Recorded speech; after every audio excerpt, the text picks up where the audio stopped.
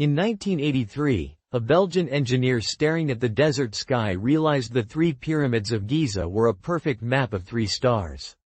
In 1983, a Belgian engineer named Robert Bauval was camping in the Egyptian desert with his family when he looked up at the night sky.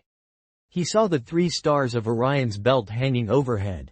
Then he looked down at the three great pyramids of Giza in the distance. The two smaller stars sat perfectly in line, and the third, slightly offset.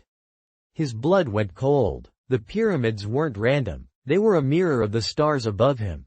For thousands of years, we believed the pyramids of Giza were simply tombs, giant stone graves for pharaohs obsessed with the afterlife.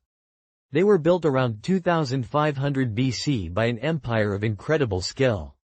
But something never added up. Why were they so precisely aligned? Why did the ancient Egyptians worship the constellation Orion, calling it Osiris, the god of death and rebirth? They believed when a pharaoh died, his soul flew to those exact stars. The sky was their heaven.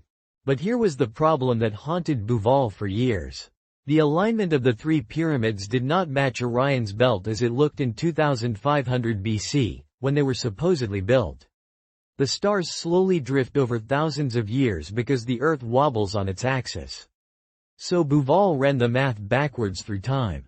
2,000 years, 5,000, 10,000, nothing matched. The pyramids seemed to point to a sky that no living Egyptian had ever seen. Then the math landed on a single year, 10,500 BC. When Bauval set his computer model to that ancient date, the screen lit up. The three stars of Orion's belt sat exactly where the three pyramids sit on the ground. The angles matched. The offset of the third star matched the offset of the third pyramid. Even the curve of the Milky Way overhead mirrored the curve of the Nile River below. The Egyptians had carved the heavens of 10,500 BC into the earth. Bauval published his findings in 1994 in a book called The Orion Mystery, and the world erupted. Astronomers confirmed the alignment was real and measurable. The ancient Egyptian pyramid texts even describe the pharaoh's soul rising to join Orion, written in their own hand, in stone. The Egyptians called 10,500 BC, Zep Tepi, the first time, the golden age when the gods walked the earth. They weren't building tombs. They were freezing a sacred moment of the sky into stone forever. Think about what this really means.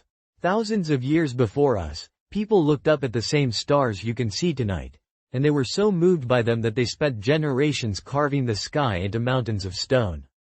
They believed the heavens were home, that we come from the stars and return to them. Maybe they understood something we've forgotten, that we were never meant to feel small under the sky. Do you think the pyramids were a map back to God?